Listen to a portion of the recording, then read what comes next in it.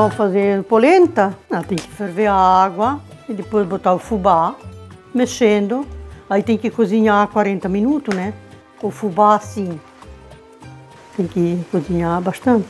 Não tem segredo, é só saber mexer ela, botar o tempero certo, que vai só sal, né? E esperar ela cozinhando, 40 minutos, mexendo, né? Até que ela vai soltando da panela, aí é que ela tá pronta para nós tirar ela. Se a gente tirar antes, aí ela fica com gosto de crua, né? Muita gente não dá bola, né? Mas a gente que já está acostumada, a gente sente o sabor dela, né? Quando eu fui pesquisar a questão da alimentação, por exemplo, eu constatei que o que se diz, a alimentação típica italiana de Guabiruba é aipim com bacon, é a polenta, alguns outros elementos que, na verdade, são elementos comuns aos imigrantes e tiveram necessariamente que adequar também a sua alimentação. Me chamou a atenção outros elementos da questão da alimentação que nós aqui diríamos que pensaríamos que não são italianos. A exemplo do Apfelstrudel. A região de Trento e a região da Itália que eu conheço, ela é grande produtora de frutas, muitas frutas, entre elas a maçã, né? Então, o Apfelstrudel aqui se consome normalmente como um prato da Áustria, mas tem toda a razão, porque essa região ali de onde vieram os nossos aqui era a Áustria, e geograficamente é encostado. Então, esse é um prato que eles dizem que é deles, um prato típico deles. Outro é o pretzel, que é um salgado, que aqui também a gente consome como sendo alemão, e eles também lá, de pé junto. Não, é um prato típico nosso. Tem um outro que a gente fala knudel, é uma espécie de um nhoque feito a partir de pão, com misturas e que eles comem de diversas formas, típico deles. Então, há vários elementos, por isso a importância de conhecer e de compreender. Há vários elementos que em Trento são ditos como típicos deles e que aqui nós conhecemos como típicos de outra cultura. Ele comeu o que encontrou e trouxe de lá algumas coisas que pôde também encontrar aqui e também se enculturou de modo que a alimentação importante era nutrir o corpo e não manter um padrão assim culinário. E isso veio depois, né? Então essa onda também de descoberta das origens já vem muito mais tarde, volto a dizer década de 70, já com apelos de modismos e também de turismo, assim, e procura das origens, mas assim,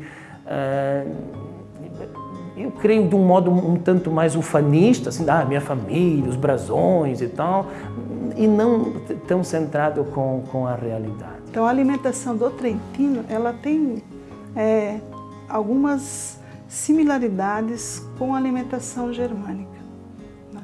Exceto a questão da polenta. A polenta, então, ela é da região alta da Itália, da região de Trentino. Ela era chamada comida dos pobres, né? E durante muito tempo, aqui na nossa região, ela chegou a ser servida 3, 4 vezes por dia. Mas isso por uma questão de possibilidade daquele momento e também de uma questão de adequação. Por quê? Lá eles estavam acostumados com outros cereais, além da polenta, né? Consumiam, por exemplo, o trigo. O trigo até se tentou plantar aqui, mas ele não vingou. Então, como qualquer movimento migratório, você tem uma adequação alimentar para as condições postas, né? O que se absorveu muito aqui, que não existe na Europa, é o aipim.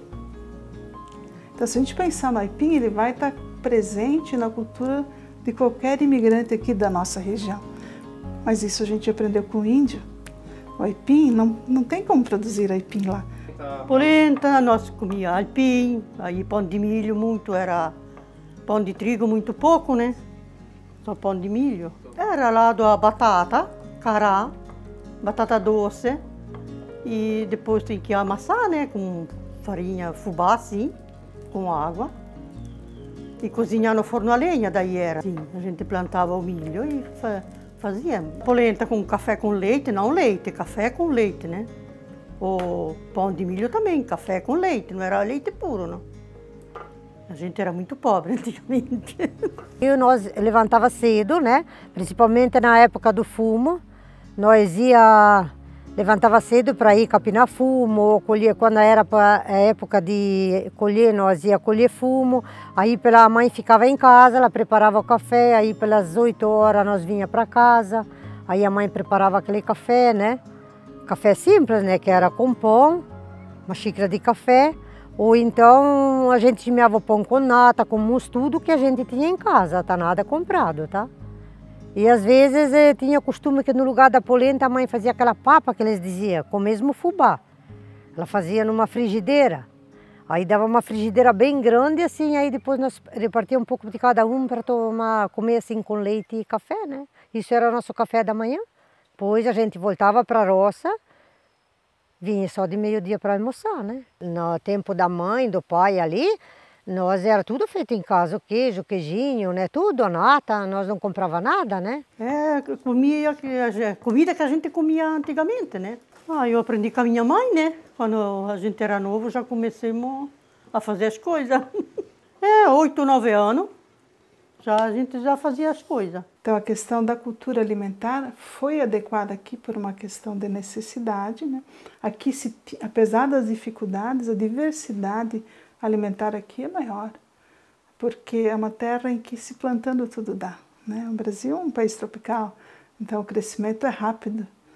Você teve as suas dificuldades, não tinha dinheiro, né? Aqui não se tinha de fato dinheiro espécie, era muito na base da troca, mas de forma geral você criava galinha, né? Você tinha o ovo, você tinha a carne.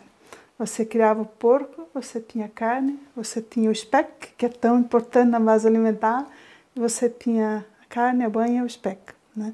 Você podia criar vaca e você tinha o leite, tinha manteiga para os teus filhos e também para troca. Era mais galinha. E de vez em quando matava um porco, botava, a carne não tinha freezer naquelas épocas, botava assim dentro da banha depois de frita, para poder tirar aos poucos conforme a necessidade e usando, né? Não, todo dia não, daí. Aí nós fazíamos uma panelada de feijão também, né?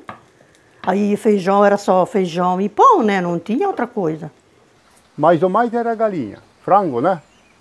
A gente criava em casa, era desse jeito ali a carne. Às vezes a gente andava no mato caçar também, naquelas épocas, trazia umas coisinhas dali também, o pessoal não tinha sobrando. Na minha família também era assim, mais era galinha que a gente comia, mas mais final de semana, tá? Que eu me lembro que ao sábado à tarde a gente corria atrás das galinhas para pegar uma, né? Aí a gente matava, pendurava fora, assim, tinha um prego fora da janela para escorrer, né? E no outro dia a gente cortava ela e fritava. Aí era comida, porque durante a semana a gente não comia carne, quase a gente era muito pobre. Então a gente era ovo, era linguiça, essas coisas ali. Mas carne mesmo a gente comia pouco, pelo menos na minha família, tá? Era mais assim, aos domingos só, né? Com todo mundo era assim. Fazia umas linguiçadas de porco e tinha para uns tempos. Com queijo, ovo, ou fritava linguiça, mas nem sempre, né? Não? Aí nós botava a linguiça em cima, né? Aí quando chovia nós tinha umas cordas, secava a roupa em cima do fogão. Criava gado também, mas o gado que criava era a vaquinha do leite, era um boizinho para poder vender e fazer dinheiro, que não tinha quase trabalho, nossos velhos quase não tinham trabalho para trabalhar e ganhar o dinheiro. E o meu pai, ele abatia um boizinho médio por ano, cada 8 meses. Também era tudo descarneado, fritado e botado em vidro de conserva para usar depois no tempo que entre meio de matança de uma coisa e outra, né? E ele fazia um charque também, uma carne seca. O dia de matar porco não era festa, era dia de trabalho e trabalho que não era gostoso. Nós com o nosso pai, quando nós matava porco, tinha que estar bem sério, tá? Não tinha nada de brincadeira, tá? Porque meu pai era muito rígido, muito brabo, né? A gente não tinha o costume de guardar nos vidros essas coisas. A gente mesmo consumia ela assim, né? Fazia bastante linguiça, né? Defumava os ossos, essas coisas ali. Mas a gente, na nossa família, nós não tínhamos o costume de guardar nos vidros, né? Para poder governar aquela carne, né? fazer a banha, que era derretida em tacho, como hoje em dia também é feito. Os ossos geralmente era tirado a carne, pendurado em cima do fogão para defumar, para depois botar no feijão. Era feito uma porção que era linguiça. Uma parte de carne era frita, geralmente botavam dentro da banha para ela se conservar mais para amanhã depois ter de novo. Minestra era muito feita, muito feita. Faço hoje ainda a minestra. A minestra que nós dizemos, ela é feita de feijão, né? Porque hoje em dia o costume das pessoas é cozinhar o feijão, temperar e guardar no freezer para todo dia tirar aquele pouquinho, né? Mas nós não, eu continuo com isso mesmo, eu faço aquela panela de minestra, a gente come no dia, come no outro dia, né? E deu naquela semana, né? Eu cozinhava o feijão, aí a hora que o feijão estava cozido eu boto o arroz, o macarrão dentro, faço o tempero, às vezes um pedacinho de linguiça, um pedacinho de carne, né? Como antigamente, a mesma coisa. Eu continuo, eu não tenho essa de cozinhar feijão e guardar no freezer. É tudo feito na hora, né? Todo mundo diz que é diferente, né? Eu, pelo menos, faço a maioria no fogão a lenha hoje em dia ainda, né?